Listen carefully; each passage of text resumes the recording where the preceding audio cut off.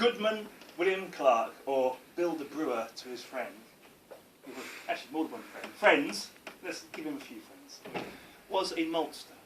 He always smelled of hops because he grew them for a living to make the malt. Now he lived just on the edge of Hannington in a farmhouse, old Pells's place, remember? It was 4 country miles from Northampton town, and there he lived with his wife and his little uns. He was happy enough, you know, they led a relatively peaceful existence. Things were okay in the malting industry. But his peaceful life was to be disturbed by several nights of bangs and bumps in the night and strange doings. It would not do at all. We all need a good night's sleep, don't we? Well, one night he was awoken up by a smash and a tinkle. Grumbling, he got out of bed, pulled his thin nightshirt over his goose-fleshed legs, and taking a guttering candle, down the steps he went, and muttering and guttering.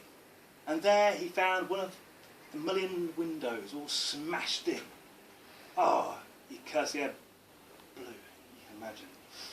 But the same thing happened the following night. This time he was up like a flash, down the steps, grabbing a poker, and he said, "Right, where are you, you culprit?" This time, the front door was swinging wide. The culprit was obviously just scuppered. And so he burst out of the house, "Let's be having you!" At first he couldn't see anybody there. And then he looked in the moonlight. And there he saw a man. Well, it was hopefully a man in shape at least. But this man was thin. It was like washing hung on a line with the sun shining through it. But in this case it was the moon. And this man was dressed in antique clothing. And at first the maltster, he was afraid for himself and he called out to the Almighty for protection. And he said, "Who are you? What are you?" And this strange vision smiled and beckoned to him, and then turned and started to walk away quite rapidly into the neighbouring field. And there, Bill the Brewer, Goodman Clark, found him standing in a corner. Well, maybe not so much standing as hovering a little bit. And to his surprise, this phantom began to speak in quite a friendly voice. And like he had a bit of a grin on him as well, which was very unnerving because he didn't have much skin over his face. It says, "I was killed most cruelly on this spot 267 years, 9 weeks and 2 days ago. And I am now free of this accursed spot. Oh ruin, woe foul deeds. Let me tell you my story. It is a sorrowful tale." Well, Goodman Clark, he couldn't believe what he was hearing. This ghost was talking to him, and he seemed quite a friendly fellow, really. He didn't feel frightened anymore. He was kind of curious about his story, and so he found himself listening in. Well, this ghost told him how a neighbour had envied his land and had offered good money to him for that land, but he didn't want to sell it. It was his ancestral lands. And so the neighbour started to bully him, pressure him to sell it. And he went on and on and on, but he still would not sell. And in the end, that neighbour was compelled to commit a foul deed and murder him, cut off his head until he was dead. And to illustrate his point, the ghost lifted up its head and then put it back on its stump. This proved his point. Goodman Clark recovered from this ghastly vision, but was feeling sorry for the ghost, and I was like, what it must have felt like. This ghost went on saying how for years after that foul deed he had roamed thereabouts around that field, haunting that spot until a monk was paid to exorcise him, and he was not only banished from the area but also forced to cease his restlessness ceases restlessness for 250 years. And now that taboo has been broken and he is free again to pursue justice.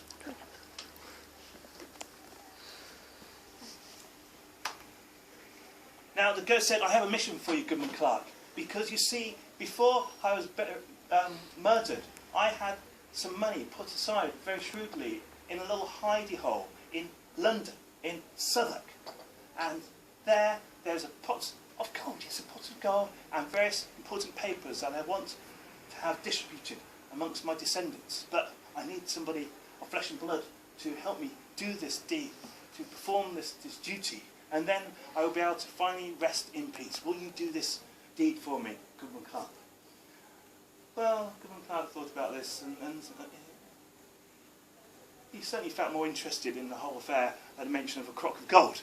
And so he agreed, and he gave the ghost his word, and the ghost seemed happy with this, and said, well, let's go then, let's go to London right this instant. And Kevan Manwaring said, well, hang on a minute, I can't just drop everything and go with you to London like that. I'm a busy maltster, you know, I can't just like leave anything at the drop of a hat, or a head for that matter. I've got, you know, my affairs to take care of. I can probably arrange it so I can come with you in 2 weeks' time. And so this was agreed. Okay, 2 weeks' time, said the ghost. I will see you down in London town on London Bridge, and then I'll take you to the spots where the treasure is buried, and you can help me perform this duty. And the ghost vanished. Well, Kevan Manwaring went back to his house, and he told his wife he couldn't get any sleep that night. And she listened in saucer-eyed astonishment. And then in the morning, when he went into the village, he told the minister of the parish, he told neighbours, he told anybody who had been passing down the streets. And they all agreed that Kevan Manwaring should be as good as his word, and stick to the deal, and go to London town, and help that poor old ghost out. And so 2 weeks later, on Saturday the 9th of January, Kevan Manwaring found himself in a rattling old stagecoach, heading down to London on a chilly winter's day, and he wasn't very happy about the situation, I can tell you. But, you know, he'd given his word. And then by the Sunday afternoon, he found himself stepping out of the carriage onto London Bridge. But there was no sign of the ghost. I mean, what was he thinking? Was it all a moon dream? What, you know, was he really expecting a ghost to be there in the broad, you know, light of day, in the middle of London town? Rather disheartened, he turned and started to walk into Southwark. But then, as he passed an alleyway, he saw the ghost yet again. This time with a little bit more flesh on his bones, looking a bit more solid, a bit more substantial. And the ghost seemed quite pleased to see him, and gestured to Kevan Manwaring, and so he followed him down sort of rat-run alleyways until they came to a dwelling. And there the ghost stood and waited. Kevan Manwaring said, what are you waiting for? Is this a spot? You know, you've been waiting 267 years, 9 weeks, 2 days, and a couple more weeks. Are you keen to go in and just get this treasure? He said, oh no, there are people in there, 2 gentlemen that I do not want to be present while I get to my business, so we shall wait for them to depart. And so they're twiddling their thumbs, making small talk, you know, like you do when you're standing there with a ghost. Kevan Manwaring was desperate to find out, you know, about life beyond the veil. But when it came to that subject, the ghost was rather tight-lipped, shall we say. Although the ghost seemed happy enough to talk about his dear old departed wife and children, and he wondered what had happened to them and his descendants. And finally, the gentleman left, and they were able to go up to the door. They knocked on the door, and 2 women answered. And they were quite surprised to see these gentlemen there, although they didn't seem scared that a ghost was standing in front of them, because to them he was just a rather curiously dressed gentleman with rather pale skin and rather fine bones, shall we say. And Kevan Manwaring tried to explain why he was there. He found it a bit complicated, and so the ghost took over and was, you know, rather better at explaining the situation and charmed the women, so that they actually invited them in, and over a cup of tea he kind of told them the whole story. everything. But the women, they didn't really believe it until the ghost put his hand through the teapot. And then suddenly, they... Thank you. You're next, wait your turn. And so they agreed to let them out into the yard, and there the ghost said, here, this is where it's buried. We need a spade. Do you have a spade? The women shook their heads. They did not own a spade between them. Well, we must go and get a spade. Come back here tomorrow at the same time with a spade, Goodman Clark, and then we will finally dig this treasure up. And so this was agreed. Goodman Clark, he went searching for a spade across London town. Finally found one from some ironmonger. Came back the next morning. There was the ghost. There were the two women, and he had to start digging. And he dug and he dug and he dug, and it seemed to go on forever. There was still no treasure there. Keep digging, said the ghost, and he dug further and further until he was 8 foot down, and now he needed a lantern to see at the bottom of the pit. And there, finally, his spade struck something solid. Cleared away the dirt, and there it was, a crock of gold. Clearing it away carefully, he raised it up with some effort to the surface, and then he scrambled up after it, and they all looked at it. And as they looked at it, the crock itself crumbled away to reveal a whole hoard of golden coins, and amongst them papers as well, ancient documents, but they crumbled to dust, contact with the air.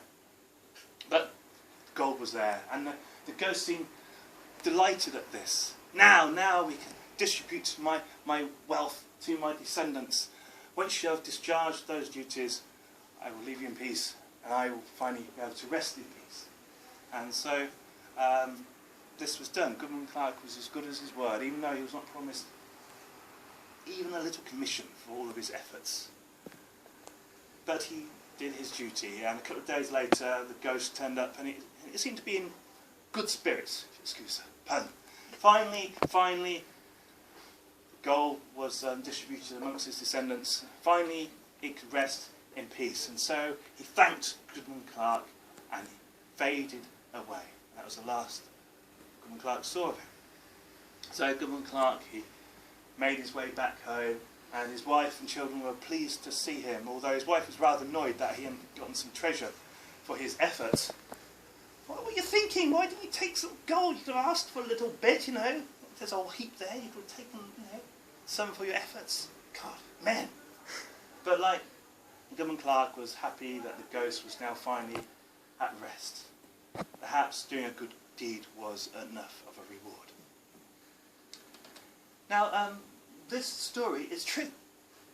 Yes, it was written down only 3 weeks after the event from the lips of Goodman Clark himself, and it was recorded in a Victorian pamphlet called The Restless Ghost. Wonderful news from Northamptonshire and Suffolk.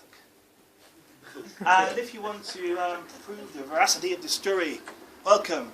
I encourage you to go to London town, go to Southwark, go to the Castle Inn without Smithfield bars, and ask for 3 gentlemen, William Stubbins, John Cholton and John Stevens, and they will attest to the truth of this account, if they were still alive, of course. So you might find yourself talking to ghosts. So thank you. That was the story of The Restless Ghost.